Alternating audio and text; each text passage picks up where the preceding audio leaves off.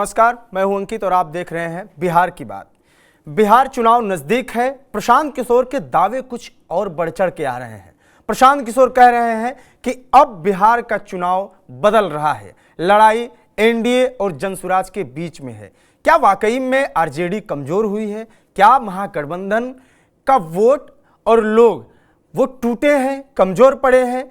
कांग्रेस क्यों अलग थलग दिख रही है? कांग्रेस के बड़े नेता अभी तक क्यों नहीं पहुंचे हैं? इन सब पर बात करेंगे।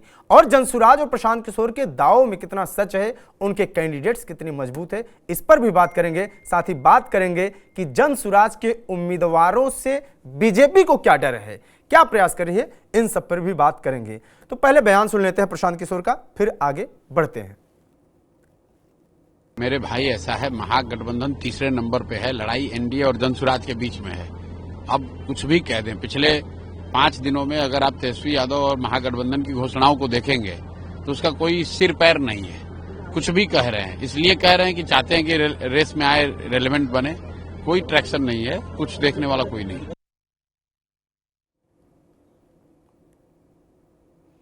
तो प्रशांत किशोर साफ साफ कह रहे हैं कि जो महागठबंधन है और जो तेजस्वी यादव हैं, वो जो दावे कर रहे हैं, नौकरियों की बात कर रहे हैं, या जो हाल फिलहाल में जो घोषणाएं किए हैं, वो कोई रिलेवेंट नहीं है। और वो दावे दरअसल हकीकत से बहुत आगे की चीज है। जैसे कि रोजगार की बात कर लें तो रोजगार पे खासतौर से टारगेट कर रही दोनों पार्टियां, चाहे एनडीए हो चाहे जनसुराज हो, कि जिस तरीके से तेजस्वी यादव कह रहे हैं कि लगभग 2 करोड़ लोगों को सरकारी नौकरी देंगे, या फिर बात करें कि जीविका दीदियों की बात करें, 30,000 रुपये पर मंथ ये पैसा देने का दावा कर रहे हैं, या सरकारी नौकरी का वादा कर रहे हैं, जो कि संविदा पे हैं, उनको परमानेंट करने की बातें करें। इन दावों में दम नहीं है। इससे अलग एक बात ये भी चल रही है कि गठबंधन जिस मजबूती से लड़ता दिख रहा था आज के 1-2 महीने पहले, चुनाव आते आते वो कमजोर पड़ा है। और इसके साथ ही ये भी बात हो रही है कि महागठबंधन की जो कुछ वोट्स हैं, चाहे वो बात करें कि पूर्णिया और जो सीमांचल का एरिया है, कहीं पे ओवैसी पार्टी डेंट कर रही है, कहीं पे जनसुराज अपने स्तर पर डेंट कर रही है। लेकिन दूसरा हकीकत एक ये भी है कि ये भी कहा जा रहा है कि प्रशांत किशोर सिर्फ महागठबंधन का वोट नहीं काटेंगे, एनडीए का भी वोट काटेंगे। लेकिन सवाल यह है कि क्या प्रशांत किशोर वोट काटने तक रह जाएंगे, या प्रशांत किशोर इतना वोट लाएंगे कि वो एनडीए से सीधे फाइट कर पाएंगे, जो कि ग्राउंड में कम दिखता है। लेकिन प्रशांत किशोर के ये दावे बार बार आ रहे हैं कि नीतीश कुमार 25 से नीचे आएंगे, प्रशांत किशोर चिराग पासवान की तरह या उससे मजबूत स्थिति में लड़ेंगे, वो अर्श पे रहेंगे या फर्श पे रहेंगे, नुकसान दोनों को करेंगे। तो कितना नुकसान करते हैं ये बात करेंगे। हमारे साथ कुछ मेहमान हैं, मेहमानों का हम परिचय कराते हैं और बात करेंगे कि आखिर में वास्तविक स्थिति क्या है। तो आज के इस प्रोग्राम में हमारे साथ जो मेहमान जुड़े हैं, मनीष पांडे हैं, बीजेपी के प्रवक्ता हैं, पंकज यादव जी हैं, स्वागत है पंकज जी, मनीष जी। पंकज जी कांग्रेस के हैं, प्रवक्ता हैं, और जनसुराज से हैं राजीव रंजन जी। राजीव रंजन जी आपका बहुत स्वागत है। और रामबंधु वत्स हैं, राजनीतिक विश्लेषक हैं। रामबंधु जी, आपके पास पहले चलेंगे कि राजनीति पे जब विश्लेषण की बात आ रही है तो प्रशांत किशोर को भी यही कहा जाता है कि अब जिस प्रोफेशन में आए हैं, चुनाव अब डायरेक्ट लड़ रहे हैं, पहले लड़ाने का काम करते थे, विश्लेषण करना उनका भी काम था और वो समीकरणों को समझते हैं अच्छे खासे। तो क्या जितना समीकरणों को समझते हैं उससे कहीं ज्यादा दावे कर रहे हैं? वो जो दावे कर रहे हैं कि वो डायरेक्ट लड़ेंगे, महागठबंधन तीसरे पर जाएगी, वो दूसरे पर लड़ाई लड़ेंगे, ऐसी स्थिति क्या कुछ ग्राउंड पे कहीं दिखती है? और वो ये भी कह रहे हैं कि बीजेपी उनसे डरी हुई है। तो बीजेपी तो कुछ जगहों पर डर सकती है क्योंकि बीजेपी के ये वोट काटेंगे, लेकिन उससे तो फायदा महागठबंधन को ही होगा। तो फिर ये ऐसा क्यों कह रहे हैं कि लड़ाई इनकी और एनडीए की है, महागठबंधन तीसरे नंबर पर होगी? जी, प्रशांत किशोर का इस चुनाव में प्रभाव दिख रहा है, वोटों की राजनीति पे उनका प्रभाव दिख रहा है। देखिए, सबसे बड़ी विडंबना तो यह है कि प्रशांत किशोर हमेशा जाति या जातिगत समीकरण छोड़ करके उनकी जो भी नैरेटिव थी उसमें जातिगत समीकरण की बात वो नहीं करते थे, और वो केवल मुद्दों के जरिए, चाहे भ्रष्टाचार का मुद्दा हो या विकास का मुद्दा हो, उन मुद्दों के जरिए ही वो चुनाव में आए हैं।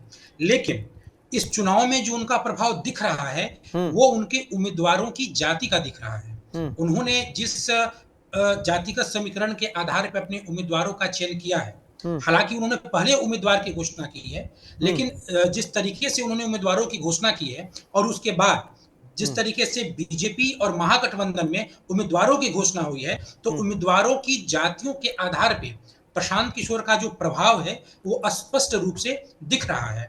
इसमें आप सबसे पहले हम चर्चा करना चाहेंगे पटना का ही।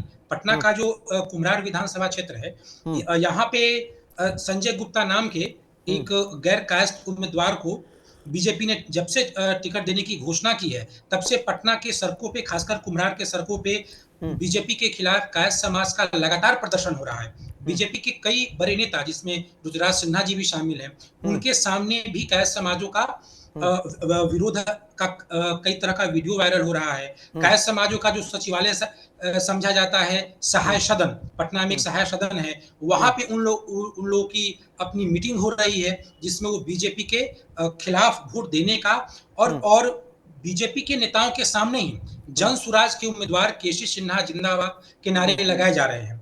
तो ये गौरतलब बात यह है कि उन लोगों में इतना आक्रोश है कि बीजेपी के नेता के सामने ही जन सुराज के उम्मीदवार के जिंदाबाद के नारे लगाए जा रहे हैं। सुनने में ये आया है कि कुछ दिनों के बाद प्रधानमंत्री का एक रोड शो भी होगा, जो कुम्हरार के इलाकों में भी होगा, ताकि यहाँ के कायस्थ समाजों का जो आक्रोश है उन पे लगाम लगाया जाए।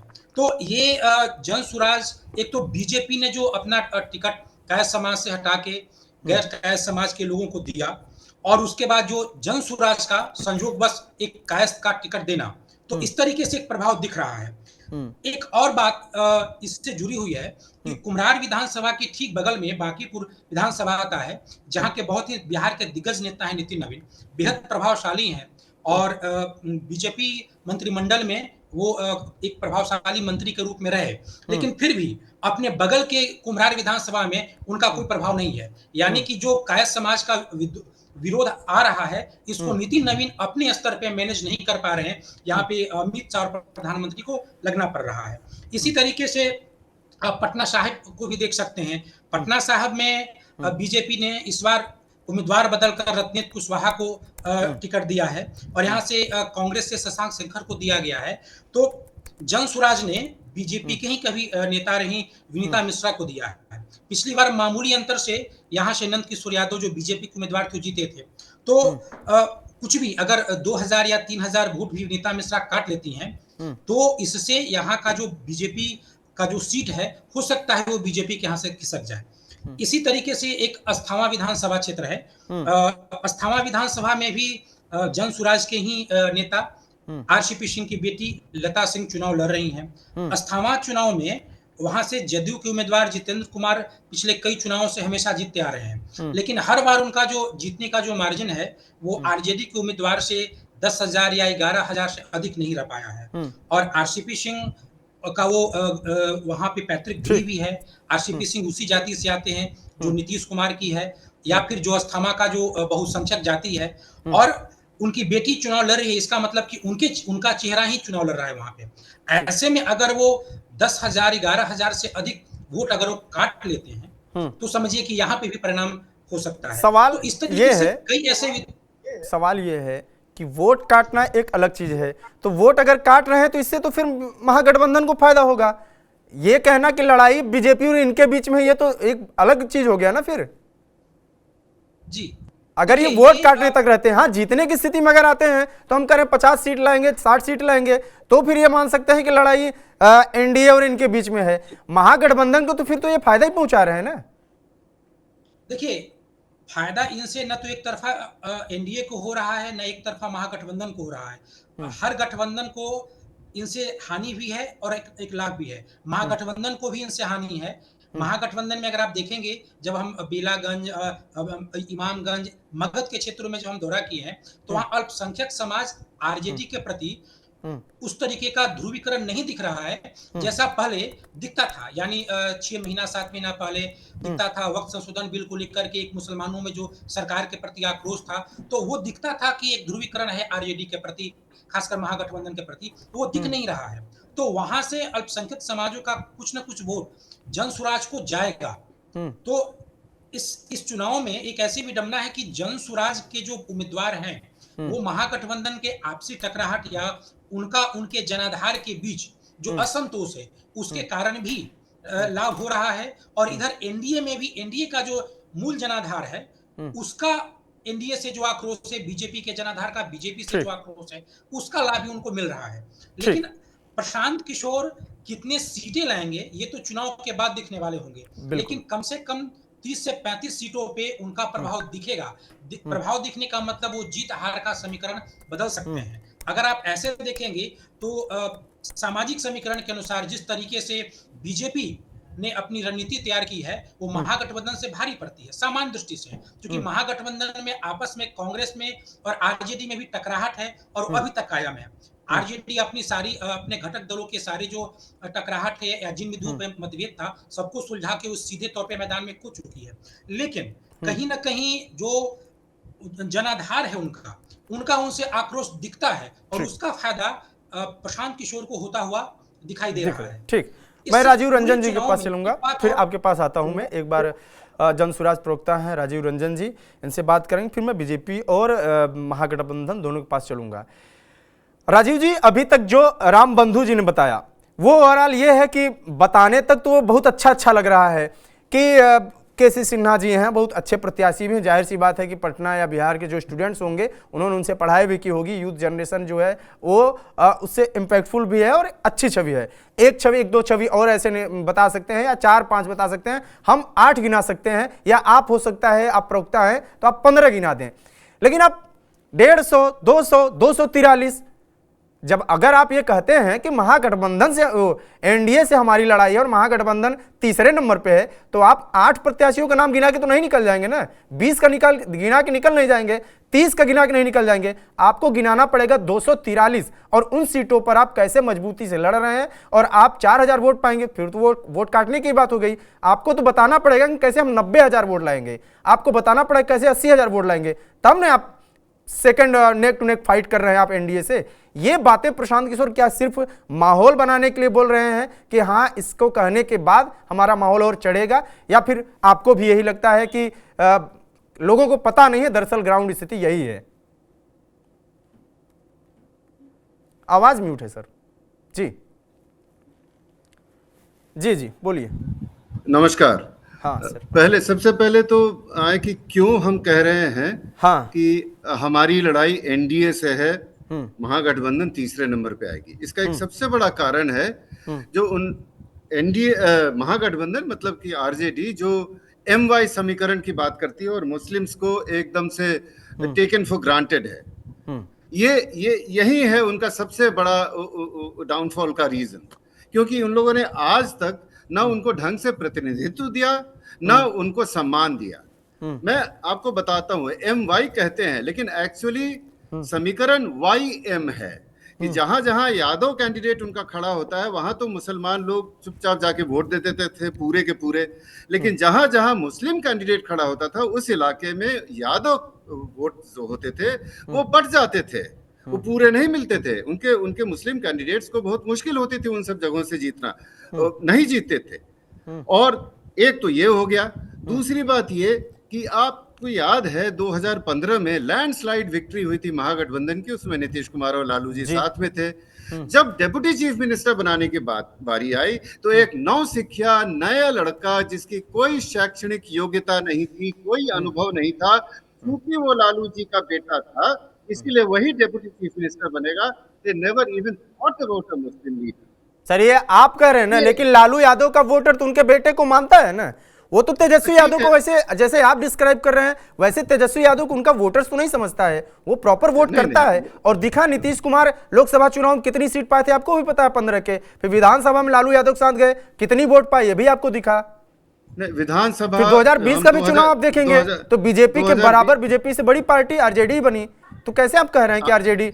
हाँ, लेकिन आप अगर कंपेयर करें एक एक सीट को उठा के देखें जहां जहां से उनके मुस्लिम कैंडिडेट्स खड़े थे तो वो उनकी स्थिति अच्छी नहीं थी। और दूसरी बात यह है कि 2020 में कोई विकल्प नहीं था, मुसलमान करे तो कहां जाए, उनको तो वोट तो देना है महागठबंधन को ही, क्योंकि बीजेपी को वोट नहीं दे सकते थे। ये एकदम सीधी सी बात है, हम वहीं आ रहे थे अभी। Let me just finish my all the points.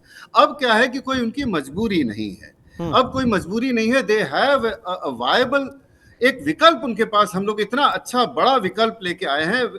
सबसे बड़ी बात क्या है कि हम लोगों ने कैंडिडेट सिलेक्शन किया है जिसमें जिसकी जितनी संख्या उतनी भागीदारी, ये तो सुनिश्चित की है, लेकिन सबसे पहले, इसके पहले हमने योग्यता देखी है।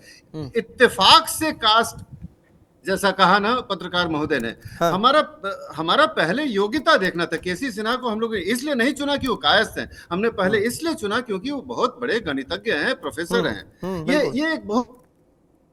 ये बहुत बड़ा पॉइंट है जिसको कि मानना पड़ेगा। और अब क्या है कि ये सिर्फ जुमले फेंक रहे हैं। अब उनको मालूम है, राष्ट्रीय जनता दल को और उनके सहयोगियों को मालूम है कि बहुत जगह पे, बहुत सारे कॉन्स्टिट्यूएंसीज में हमारे अच्छे अच्छे मुस्लिम कैंडिडेट, जो मुस्लिम कैंडिडेट्स भी हमने डाले हैं, उसको उनकी क्वालिटी जाके देखिए। आप अगर चेक कीजिएगा तो एक से एक है सब। कोई डॉक्टर है, कोई प्रोफेसर है, कोई वकील है, कोई सामाजिक कार्यकर्ता, किसी की छवि खराब नहीं है, कोई बाहुबली क्रिमिनल रिकॉर्ड वाला कुछ वैसा नहीं है। सब के सब अच्छे लोग हैं। तो मुसलमान भी अब समझने लगे हैं कि भाई क्या जरूरी है, क्या मजबूरी है कि हम इन्हीं को वोट दें।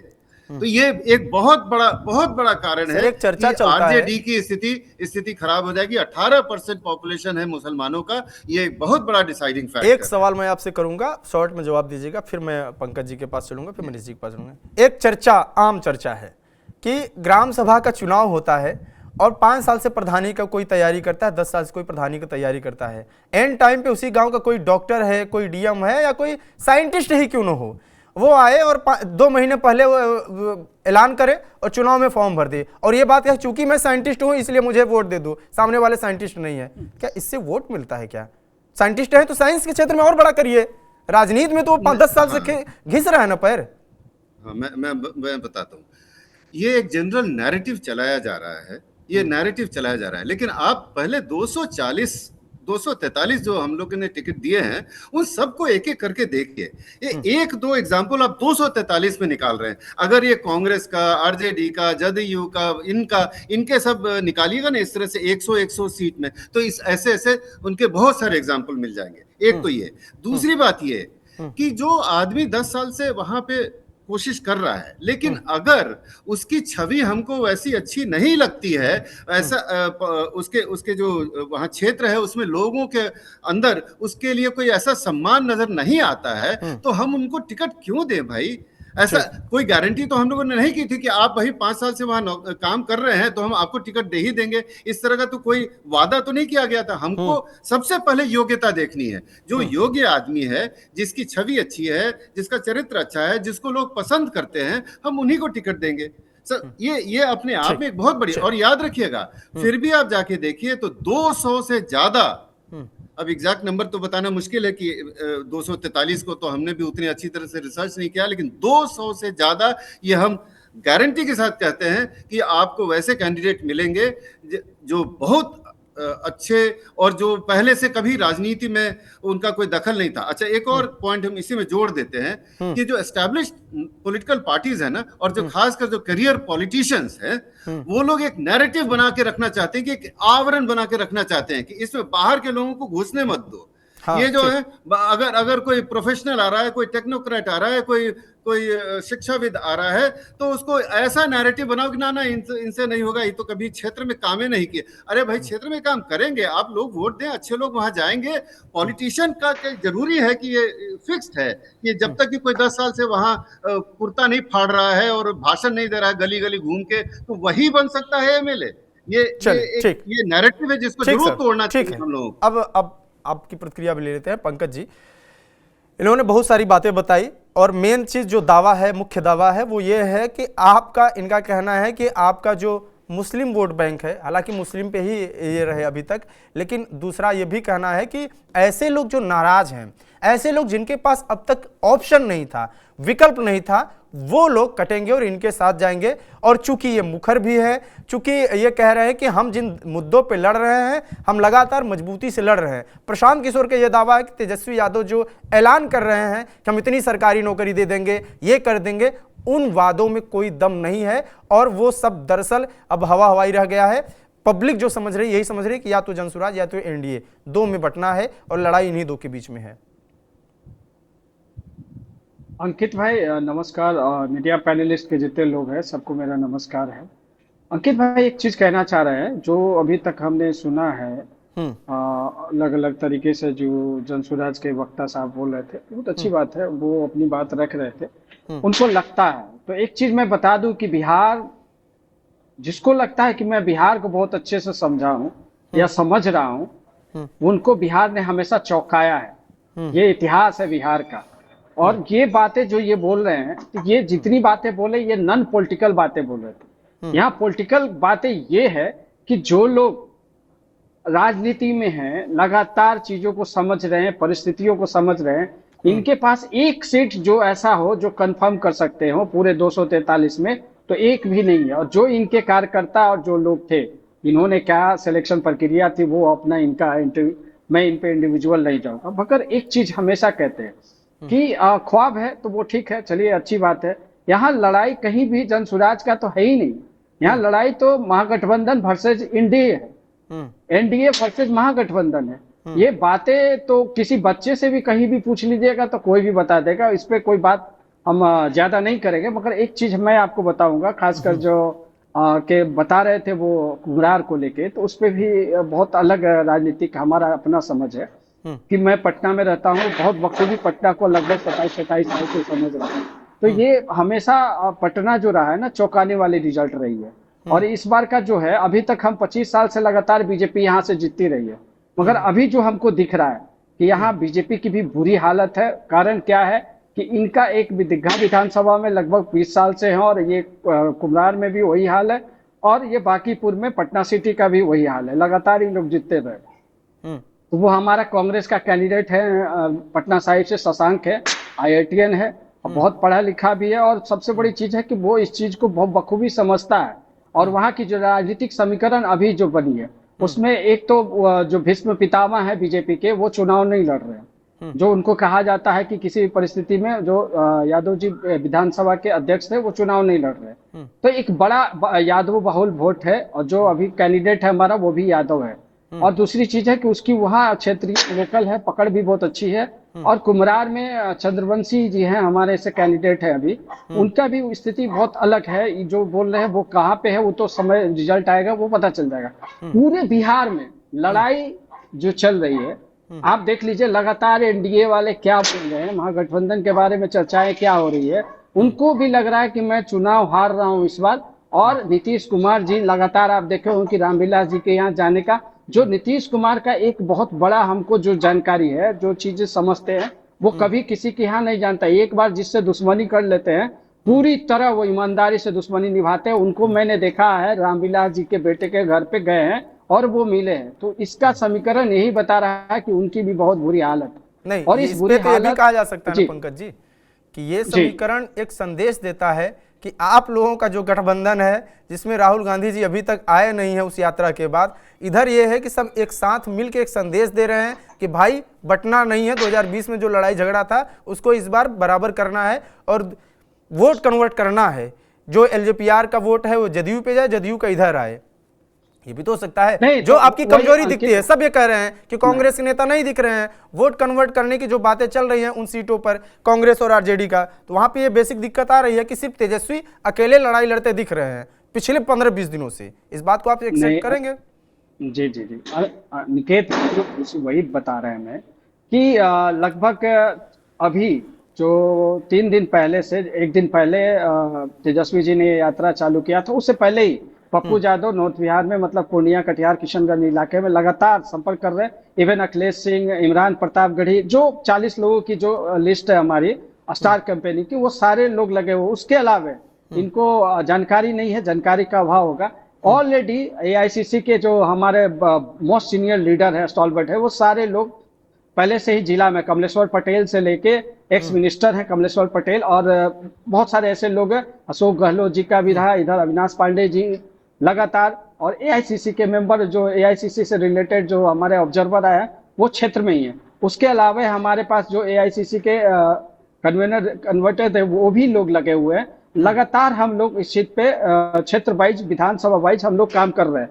और वो हमारा जो लड़ाई है ना, हमारा लड़ाई इंडिविजुअल नहीं है इस तरह के, जिस तरह के ये एनडीए के अंदर चल रही है, मांझी जी हो या तो इनका देख लीजिए, कहीं भी एक मंच पे अभी नजर नहीं आया। हमारे तो लोग भी, प्रेस कॉन्फ्रेंस भी हो गया, सीएम का भी हमने कह दिया, और जो योजनाएं थी उसको भी हमने बता दिया, और हम कैसे चुनाव लड़ रहे हैं वो सारी प्रक्रियाओं को हमने पब्लिक को बताया। ठीक, अब बीजेपी के पास चलेंगे। अब मनीष जी को थक गए सुन के। मनीष जी लग रहा है कि नींद आ रहा है मनीष जी को।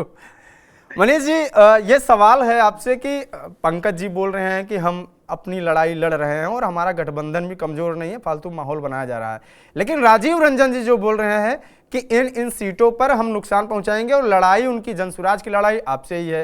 राम बंधु जी अभी बोले कि कुछ सीटें ऐसी हैं, कई सीटें ऐसी हैं जहां पे सीधे सीधे प्रशांत किशोर आपको डेंट करते हुए दिख रहे हैं। प्रशांत किशोर ये बात बोल रहे हैं कि क्या जरूरत पड़ी थी अमित शाह को कि उनके कैंडिडेट से, 2-3 कैंडिडेट से मिलने की, गृह मंत्री को जरूरत पड़ी आने की। इसका मतलब है कि इन्होंने ऐसे कैंडिडेट्स का सिलेक्शन किया है जिससे बीजेपी डरी हुई है, बीजेपी को सीधे डर है और ये नुकसान दिखेगा बीजेपी को। बताइए। देखिए अंकित जी, अभी मैं राम बंधु वत्स जी का विश्लेषण सुन रहा था। एक दो बातें बिहार के संदर्भ में बड़ी स्पष्ट है और कटु सत्य भी है। हम लोगों ने बिहार विधानसभा के 4 उपचुनाव, जो अंतिम चुनाव जो हुए थे पिछले साल, हम लोगों ने वो चुनाव देखे थे। प्रशांत जी ने 4 उम्मीदवार खड़े किए थे और वह चारों ऐसे उम्मीदवार थे जिस उम्मीदवार की जाति का कोई दूसरा उम्मीदवार खड़ा नहीं था, जैसे जो सुरक्षित क्षेत्र था। तो वह उन्होंने मांझी की, अगर जीतन मांझी जी की बहू खड़ी थी तो वहां उन्होंने किस कास्ट के उम्मीदवार को चुना, तो उन्होंने पासवान को चुना। उसी प्रकार से रामगढ़ में उन्होंने एनडीए में जब वहां पर लड़ रहे थे, राजपूत की लड़ाई थी, तो उन्होंने कुशवाहा को वहां चुना। इसी प्रकार से एक जगह मुसलमान को चुना। देखिए, मेरे कहने का मतलब है कि विषय यह आता है कि जब हम बिहार के, हम मानते हैं, सारे विश्लेषक मानते हैं कि बिहार में जातीय आधार पर चुनाव होते हैं, विकास भी है, लेकिन जातीय आधार पर प्रमुखता से वोट डाले जाते हैं, और इसलिए हम कहते हैं कि एनडीए के तरफ इतना % वोट है, महागठबंधन की तरफ इतना % वोट है। मोटा मोटी एक आकलन सारे विशेषज्ञ निकालते हैं। उसकी अगर हम बात करें तो आज की तारीख में प्रशांत किशोर जी का अपना वो वोट जो प्रशांत जी के नाम पर आता हो, जो प्रशांत जी के कहने पर मिलता हो, वह टेस्टेड नहीं है कि उनका अपना वोट कितना है। उपचुनाव में हम लोगों ने देखा कि जो प्रत्याशी खड़ा था उसका जो जातीय वोट था, उसी जातीय वोट के आधार पर ही उसको वोट आया था। प्रशांत जी का कोई इफेक्ट नहीं पड़ा था। हाँ ठीक है, 2025 के विधानसभा चुनाव में अब नया विश्लेषण होगा कि प्रशांत जी के नाम पर कितना वोट है। लेकिन मैं आपको अंकित जी बताऊं, पूरा पैनल मेरे साथ है। आज आपने जो स्क्रीन पे प्रशांत जी की तस्वीर चला रखी है, शायद मतलब यह फुटेज बिहार के लोगों ने पहले कभी नहीं देखा।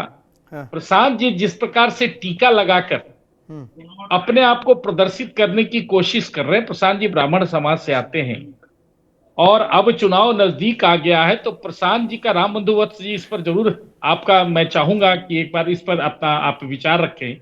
अब प्रशांत जी टीका लगाने लगे हैं, तो देखिए जैसे जैसे चुनाव नजदीक आ रहा है वैसे वैसे वो जो रंगा सियार का जो रूप है ना, वह सामने स्पष्ट रूप से दिख रहा है।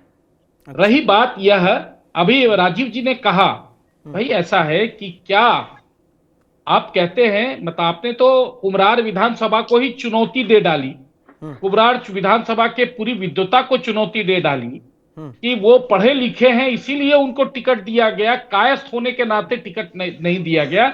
इसका क्या मतलब है कि कुम्हरार विधानसभा में दूसरे किसी जाति का व्यक्ति विद्वान नहीं था आपके कैंडिडेट से के अलावा? भाई परसेप्शन बना हुआ है राजनीतिक क्षेत्र में कि कुम्हरार या बांकीपुर में कायस्थ कैंडिडेट होता है जो जीतता है, और कायस्थ ही जीतता रहा है। एक परसेप्शन है। आपको पटना साहिब लोकसभा में कायस्थ ही लड़ता रहा है, कायस्थ जीतता रहा। अभी हाल के दिनों से जो परसेप्शन बना है, आपने उसी परसेप्शन को कंटिन्यू किया। आप सफाई में चाहे जो कुछ भी कह ले। तो पहली बात तो अंकित जी यह है कि प्रशांत जी का अपना कोई वोट बैंक नहीं है। इस बात को सबसे पहले तो मानना पड़ेगा। अपना वोट बैंक कितना है यह चुनाव के बाद उम्मीदवारों को आप लोग क्यों तोड़ रहे हैं, इस पे कुछ बोलेंगे? क्या बोले? वो बोल रहे हैं कि एक पहले प्रथा चलती थी, विधायक बनने के बाद तोड़े जाते थे, आज स्थिति है कि नामांकन से पहले ही आप लोग तोड़ ले रहे हैं। बहुत अच्छा सवाल था आपने, अच्छा सवाल मुझे याद करा दिया, मैं ये बोलने वाला था। देखिए क्या है, अब प्रशांत जी, सबसे पहले तो प्रशांत जी हैं क्या? देखिए मैं बहुत अस्थिर से सुन रहा था, मैं बहुत जल्दी से अपनी बातों को रखूंगा। देखिए एक जमाना था 70 के दशक में, राजनीति में अपराधियों का सहयोग लिया जाने लगा। 70 में, 80 के दशक में, 90 आते आते अपराधियों को लगा कि जब हम दूसरे को चुनाव जिता सकते हैं तो हम खुद क्यों नहीं चुनाव जीत सकते हैं। और वो जो है वह डायरेक्ट राजनीतिक में आ गए, पॉलिटिक्स में। और कई लोग ऐसे थे, आप लोगों ने देखा कि वो लोग उस दौर में बड़े बड़े हिस्ट्री चीटर, गैंगस्टर विधायक बने, पूरे देश के अंदर हुआ ऐसा। अब प्रशांत किशोर जी चुनावी रणनीतिकार के रूप में उनकी पहचान बनी, चाहे मोदी जी के साथ रहे हो, चाहे अन्य के साथ रहे हो। तो प्रशांत जी भी ठीक उसी प्रकार से हैं, मैं उनको मानता हूं। जैसे पहले क्रिमिनल्स किसी को जिता के अगले को विधायक बनाते थे, बाद में उनको लगा कि जब हम दूसरे को बना सकते हैं तो खुद क्यों नहीं बन सकते। ठीक उसी प्रकार का स्किल, अब मैं क्रिमिनल्स वाली स्किल की बात नहीं कर रहा, जो प्रशांत जी के अंदर जो स्किल है पॉलिटिक्स के क्षेत्र में, रणनीति बनाने के क्षेत्र में, तो प्रशांत जी को लगा कि भैया जब हम दूसरे को की सरकार बनवा सकते हैं, यह गलतफहमी थी कि जब हम नीतीश कुमार को मुख्यमंत्री बना सकते हैं, बनवा सकते हैं, तो हम खुद क्यों नहीं बन सकते हैं। तो वो क्या किए, वो आ गए उसके बाद खुद अपनी स्थिति में। आज उनकी स्थिति यही है, लेकिन होता क्या है कि आप जब पॉजिटिव बातें होती है, जैसे नरेंद्र मोदी जी के साथ उन्होंने काम किया, तो नरेंद्र मोदी जी की जो पॉजिटिव छवि थी अंकित जी, उसका उनको लाभ मिला।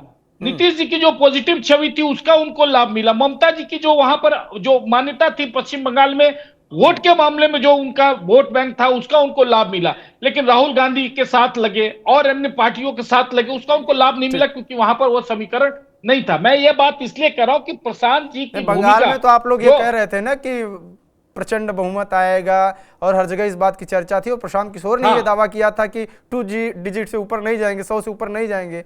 बिल्कुल मैं मानता हूं, मैं सल्यूट करता हूं प्रशांत किशोर जी को इस मामले में, क्योंकि वहां के रणनीतिकार प्रशांत जी ही थे और उनकी रणनीति वहां सफल हुई थी। तो आप भी मानते हैं अंकित जी?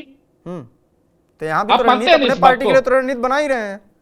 नहीं, ये भी कह रहे हैं कि नीतीश कुमार 25 से कम आएंगे, लिख के ले लीजिए। अब इंटरव्यू में प्रॉपर लिखना शुरू कर दिया उन्होंने। नहीं, वो अच्छा है, मैं आ रहा हूं। देखिए बिहार ने तो बड़े बड़े लोगों के परसेप्शन को तोड़ा है, मैं अभी तो चुनाव के बाद की बात है, लेकिन बंगाल में जो रणनीति बनाई थी उसका सारा श्रेय तो प्रशांत किशोर जी को देंगे ना। नहीं आप बताइए, हम क्यों देंगे? नहीं, आप बताइए ना कि वहां की जो रणनीति थी, सारा श्रेय देने का मेरा काम है ही नहीं, ये राजीव रंजन जी श्रेय दे सकते हैं, जनसुराज का प्रवक्ता है। नहीं, मैं इसलिए कह रहा हूं कि बंगाल में जो चुनाव जीती ममता जी, उसका श्रेय तो जाता है ना प्रशांत जी को, उनकी रणनीति को। बिल्कुल, रणनीति उनका एक पार्ट हो सकता है, पूरा जीतने में श्रेय जाहिर सी बात नहीं जाएगा।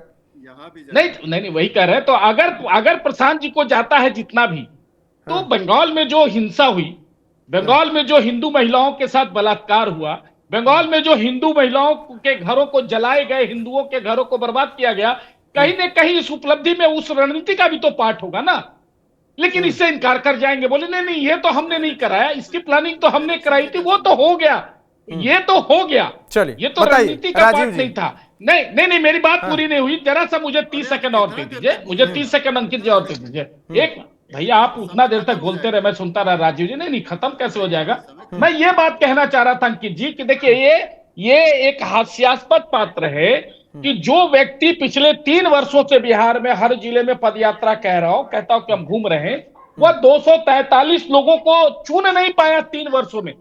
ये 243 ऐसे कौन लोग हैं जो बिहार में बदलाव चाहते हैं, बड़ी बड़ी बातें करते हैं, बिहार में परिवर्तन चाहते हैं। और अंततोगत्वा प्रशांत जी को ने जो पहली सूची जारी की थी, उसके बाद इनको भी किसी दूसरे दल के आए लोगों की जरूरत पड़ी, वैसे लोग नाराज लोगों की जरूरत पड़ी, दूसरे दल के लोगों की जिनको टिकट नहीं मिला था। यानी कि इन्होंने जो आइडियोलॉजी एक बनाने की कोशिश की थी बिहार के बदलाव की, ये भी उसी धारा में चले गए राजनीति करने के लिए कि इनकी हिस्सेदारी बिहार में सत्ता में होनी चाहिए। यही इनका लक्ष्य था। इनका लक्ष्य यह नहीं था कि बिहार में बदलाव होना चाहिए। नहीं, कोई भी इंसान अगर चुनाव लड़ता है तो वो जीतने के लिए ही लड़ता है। राजीव रंजन जी से यानी किसी भी तरह से जीतना है ना अंकित जी, तो फिर क्यों कहते हैं कि हम दूसरों से अलग है? मत बोलिए, आप बोलिए कि हाँ हम आए हैं किसी भी तरह से सत्ता में हिस्सेदारी लेने के लिए। यानी हमारी रणनीति वही रहेगी कि किसी तरह से हम सत्ता में हिस्सेदारी ले चाहे महिलाओं के साथ बलात्कार हो, उनके घर जलाए जाए या किसी भी प्रकार की हिंसा कराई जाए, यही रणनीति है ना। ये सब क्या नहीं पूछते हैं ना राजीव जी, मेरा सवाल इसमें जोड़ के है, बहुत आम सवाल है। यहाँ पे 3 लोग आपके अलावा भी बैठे हैं, उनसे अगर मैं ये सवाल करूंगा कि जदयू के 20 ऐसे कैंडिडेट्स का नाम बताएं उंगली पे गिना के कि वो चुनाव जीत सकते हैं, वो तुरंत बताएंगे। आरजेडी बताएगा कि हमारे 20, 25, 30 कौन मजबूत उम्मीदवार हैं। बीजेपी तो खटाखट बताएगी कि 20, 25 हैं। आप 10, 12 ऐसे उम्मीदवार बताइए जिन पे आपको पूरा भरोसा है ये चुनाव जीत सकते हैं 243 में से। नहीं, ये तो अब हमारे लिए अभी संभव, वैसे तो एक पहली बात ये कि हम लोग पहली बार इलेक्शन लड़ रहे हैं, तो ये संभव नहीं है, ये सब इम्प्रैक्टिकल बातें हैं कहना। सर 10 तो मजबूत, अपने आपके नजर में 10 तो मजबूत कैंडिडेट कोई होगा ना जो 10 मजबूत कैंडिडेट। अरे तो हम कोई भी नाम गिना देंगे तो it doesn't make any sense. ये इस तरह का डिबेट का कोई मतलब नहीं है। अब मेरी बात जरा सुन लीजिए, जो ये लोग पंकज यादव जी ने कहा कि चौंकाएगा, बिहार चौंकाता है। यस जरूर, पंकज जी चौंकाएगा, आप 14 नवंबर को देख लीजिएगा। और हमारे बीजेपी के मित्र कह रहे थे कि जैसे पहले क्रिमिनल्स इलेक्शन जिताते थे और उसके बाद वो खुद इलेक्शन लड़ने लगे, तो ये लंबी लिस्ट है हमारे पास जीतने वालों की। तो हम लिस्ट नहीं बनाए, अगर पहले हमको नोटिस देते तो हम बना लेते 200 के 200, लेकिन ऐसे लंबी लिस्ट है हमारे पास। अगर हम गिनाना शुरू करें तो 20 तो हमको ऐसे ही मिल गया, खुद लिख लिया मैंने, जो क्रिमिनल लोगों को टिकट दिया है। सम्राट चौधरी, अनंत सिंह, सुनील पांडे, धूमल सिंह, भगवान सिंह कुशवाहा, राधा चरण दास और कौन कौन इतने लोग हैं जो कि आपराधिक पृष्ठभूमि के लोग हैं। तो आपने तो आप ही तो विक्टिम है उस ट्रेंड के। हमारे तो नेता जो हैं वो तो रणनीतिकार थे, पहले रणनीति बनाते थे, अब वो अपनी पार्टी बना के अपने ही पार्टी के लिए रणनीति बना रहे हैं, उसमें तो कोई दिक्कत है नहीं। लेकिन अब अपने लिस्ट में देख लीजिए कि कितने क्रिमिनल बैकग्राउंड के लोग हैं और उनका क्या चरित्र है। और अब देखते जाइए, इलेक्शन में जनता डिसाइड करेगी कि कौन अच्छा है कौन बुरा है। पहले हम लोग योग्यता देखते हैं, बाद में caste is a factor but not the only factor. मेरा सवाल ये था, मेरा बहुत ही कॉमन सवाल है और हमारे दर्शकों का जो आम दर्शक है बहुत ही कॉमन सवाल है। जब हम किसी भी माइक पे बार बार ये बोलते हैं कि हम सेकंड नंबर के हैं, दावेदार हैं, हम त्रिशंकु या जो कि थर्ड मोर्चा है, मजबूत मोर्चा है, या जब ये कहते हैं कि हम अर्श पे रहेंगे, तो इन सब दावों के पीछे चलिए हम कंफ्यूज हैं, बाकी हमारे 2 पैनलिस्ट कंफ्यूज हैं, आम दर्शक कंफ्यूज है, लेकिन जनसुराज के जो लोग हैं वो तो बैठ के कह सकते हैं ना कि ये मनीष कश्यप हो गए, ये हो गए, ये लोग बहुत मजबूती से लड़ रहे हैं और ये समीकरण है और इन समीकरणों के तहत जीतेंगे ये 10-20 नाम। मेरी बात सुनिए, हम किसी समीकरण, ये कास्ट के समीकरण पे काम नहीं कर रहे हैं। कोई आपने शुरू से देखा, हमारी कैंपेनिंग देखी आपने, हमारा कोई कास्ट का समीकरण नहीं था कि ये इन लोग का जैसे वोट बैंक की तरह आरजेडी वाले जो है मुसलमानों को वोट बैंक और यादव को वोट बैंक बनाते हैं, बीजेपी वाले इनको वोट बैंक, सवर्णों को वोट बैंक और इनको वोट, और जदयू कहते हैं हम ईबीसी वोट बैंक और ओबीसी का एक हिस्सा। इस तरह का हमारा कोई वोट बैंक जैसा नहीं है। हमने अपनी बातें रखी हैं, अपने संदेश दिए हैं लोगों को, और लोग अब डिसाइड करेंगे कि if they agree with us वो लोग हमको वोट करेंगे। इसलिए ये हमने, इसीलिए प्रशांत जी कहते हैं कि they have to take a leap of faith, जिसको बोलते हैं ना, एक बार वो अपनी जड़ता को तोड़ने को तैयार हो जाए तो फिर हम 150 क्रॉस कर सकते हैं, और नहीं तो हम 10 के नीचे भी रह सकते हैं। ये आप जरा ध्यान रखिए, there is a distinction between ये वोट बैंक की राजनीति और एक मुद्दों की राजनीति। हम मुद्दे की बात करते हैं, शिक्षा की बात करते हैं, बेरोजगारी की बात करते हैं, पलायन की बात करते हैं, भ्रष्टाचार की बात करते हैं। हम किसी को वोट बैंक बनाने के लिए थोड़ी आए हैं। पूरा का पूरा बिहार हमारा वोट बैंक है। उस तरह से आरजेडी तीसरे नंबर पे रहेगी, महागठबंधन तीसरे नंबर पे रहेगा, उसके लिए एक मजबूत फैक्ट दे दीजिए, फिर मैं आगे बढ़ जाऊंगा। मजबूत फैक्ट ये नहीं कि क्योंकि मुसलमान वोट देंगे, ये तो सर आप कह रहे हैं ना, एक मजबूत फैक्ट क्यों देंगे? तो हम यही ना आर्गुमेंट देंगे, और हम कहां से लाएंगे? आपने हमसे पूछा, हम जवाब देंगे। हम एक बात बता देते हैं आपको, बेसिक सिनारियो बता देते हैं। ये जो दोनों गठबंधन है ना, एनडीए की और एमजेबी की, ये लोग है ना, they feed on each other.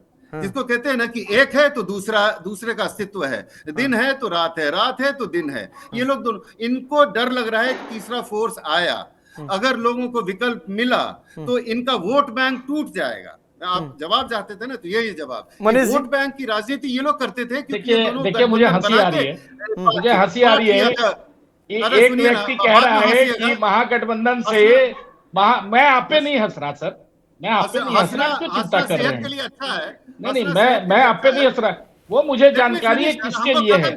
आप, मैं आपकी आतुरता, अच्छा मैं इनको 5 सेकंड 20 सेकंड मेरा टाइम दे दीजिए, ठीक, आप 60 सेकंड मेरा ही टाइम दे लीजिए ना, क्या दिक्कत है? आप बोल दीजिए, राजीव जी बोल लीजिए। नहीं आप बोलिए। ये जो दोनों गठबंधन है, ये they feed on each other, और इनको डर लग रहा है कि ये तीसरा विकल्प आ गया तो इन लोगों का वोट बैंक का जो की राजनीति है वो गड़बड़ा जाएगी। ये सारा सामाजिक समीकरण जो इन लोगों ने बर्बाद करके रखा हुआ है सब टूट जाएगा, सब बिखर जाएगा। यही सबसे बड़ा डर है। इसमें ज्यादा बिखरने का चांस महागठबंधन का है, इसीलिए हम लोग कह रहे हैं कि एनडीए से हमारा। देखिए ये अभी राजीव जी अभी बहुत बड़ी बड़ी बातें कर रहे थे, आदर्श की बातें कर रहे थे, ठीक है, बड़ी बड़ी आप भी करते हैं, आपने नहीं है? नहीं अरे क्रिमिनल मैं तो आप ही की है भैया, मैंने तो क्रिमिनल नहीं कहा प्रशांत किशोर को, मैंने तो कहा कि वो उस क्रिमिनल जैसे, मैंने सुन लीजिए, मैंने कहा कि जिस प्रकार से क्रिमिनल्स की एंट्री हुई पॉलिटिक्स में, प्रशांत जी भी वैसे ही थे कि बनाते बनाते इनको लगा कि जब हम दूसरे को बना सकते तो हम खुद नहीं बन सकते, क्यों नहीं बन सकते,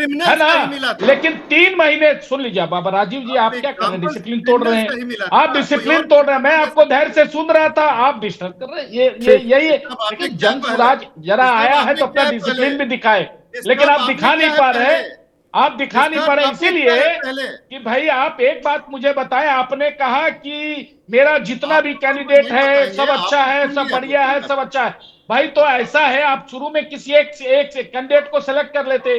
आपने 21 हजार रुपए बिहार के उन नौजवानों को हर विधानसभा से आपने कलेक्शन किया, क्यों किया भाई?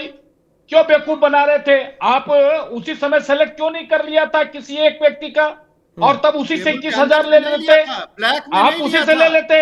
आपने फॉर्म भरवाए और आपका जो कार्यकर्ता पिछले 2-2.5 साल से आपके साथ लगा हुआ था उसको लात मार के, और जो धनाढ़ कार्यकर्ता आ गया, जो पैसा देने वाला आ गया, जो डोनेशन देने वाले लोग आ गए, उसको आपने टिकट दे दिया। आपको इसीलिए वहां पर बुरा भला सुनना पड़ा। और जिलों में स्थिति यह है कि आपके खुद के जो ईमानदार वर्कर 2 साल से लगे हुए थे इस उम्मीद में कि आप उनको टिकट दीजिएगा, वो खुद आपकी धज्जी उड़ा रहे हैं विधानसभा क्षेत्रों में। वो, अरे छोड़िए ना, हम तो बहुत भ्रष्ट। चलिए समय समाप्त हो रहा है, पंकज जी बहुत देर से सुन रहे हैं। पंकज जी फिर लास्ट में रामबंधु जी के पास चलूंगा। आप क्या है यह बताइए, मेरी बात पूरी नहीं है अंकित जी, मैं 10 सेकंड ले लेता हूं, मुझे एक बात बोलने दीजिए प्लीज। देखिए प्रशांत किशोर को भेजा गया है एनडीए का वो 1-2% काटने, जिसके वजह से 2020 में एनडीए महागठबंधन जो है सरकार बनाने से चूक गई थी। वही साजिश के पार्ट है। अब टीका भी लगाने लगे हैं प्रशांत किशोर, जब उनको लगा कि अब हमारी बातें नहीं बन रही है तो अब टीका लगाना शुरू कर दिया ताकि एक खास वर्ग का वोट वह काट सके।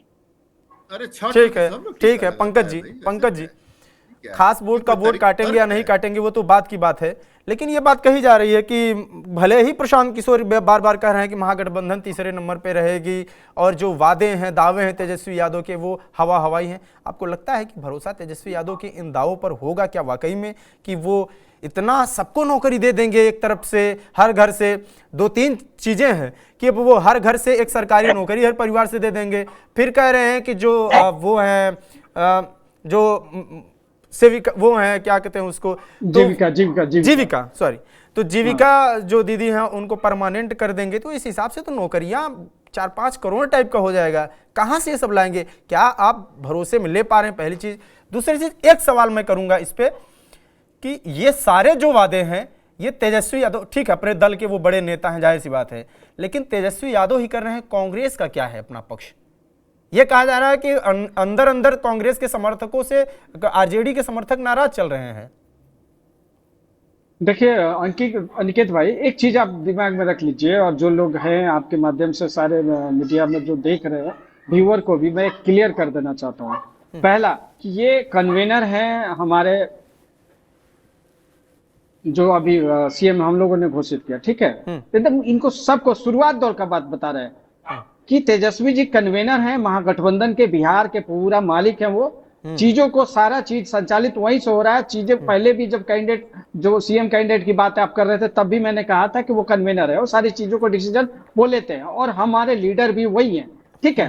तो पहला चीज। दूसरा चीज, वो आपने कहा जीविका दीदी की बात कर रहे, तो मैं एकदम क्लियर कर देता हूं कि पूरे बिहार में जो पद है जो जीविका दीदी डिस्ट्रिक्ट लेवल का, वो लगभग 2 लाख के आसपास होंगे, ठीक है। जिसको इन लोगों ने पहले से ही वो रखा है, जो 15,000 रुपया इनको मिलता है तो 15,000 उसमें सरप्लस हुआ है, ठीक है। ये क्लियर है एकदम, आप उसको कैलकुलेट कर लीजिए। जिसकी भी जानकारी नहीं है उनको भी बता देते हैं।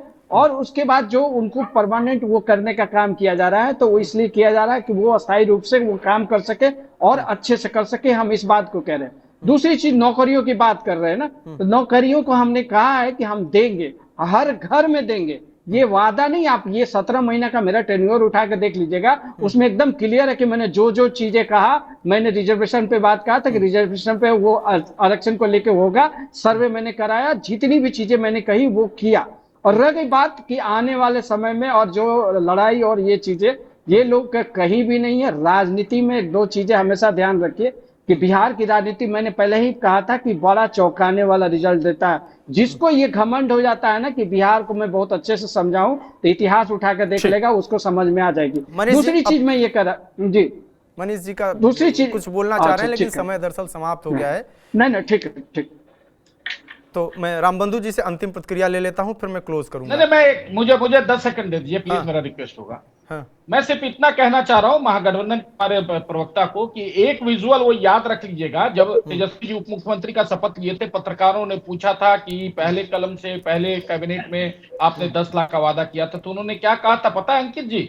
वो विजुअल होगा, कभी कभी आप लोग उसको चलाइए। उन्होंने कहा था, कह रहे भाई मैं तो उप मुख्यमंत्री बना हूं, मुख्यमंत्री थोड़ी बना हूं जो मैं दे दूंगा, वो तो मैं मुख्यमंत्री बनता उसके लिए मैंने ये वादा किया था। ये विजुअल्स याद है, आप लोगों को होना चाहिए, आप लोग को ये विजुअल चलाने चाहिए, लेकिन पता नहीं आप लोग क्यों नहीं चलाते। और आज वही तेजस्वी यादव कहते हैं कि जो हुआ 17 महीने में मैंने किया। जिस व्यक्ति ने मीडिया को इंटरव्यू में कहा हो कि मैं उप मुख्यमंत्री हूं, मुख्यमंत्री नहीं बना हूं। चलिए रामबंधु जी एक लाइन में बताइएगा कि क्या जनसुराज जो बोल रही है कि वो सेकंड फाइटर रहेगी, उसके पीछे क्या आधार हो सकता है? कल्पनाओं पे हम बात करेंगे, क्या आधार हो सकता है जिसके आधार पे ऐसा बोल रहे हैं? एक लाइन। जनसुराज सेकंड नंबर पे रहेगी, ये तो जनसुराज के लोग बता पाएंगे, क्योंकि जमीन पे अगर लड़ाई है तो महागठबंधन और एनडीए के बीच है, लेकिन दोनों को जनसुराज बहुत ही बड़े पैमाने पे प्रभावित कर रही है।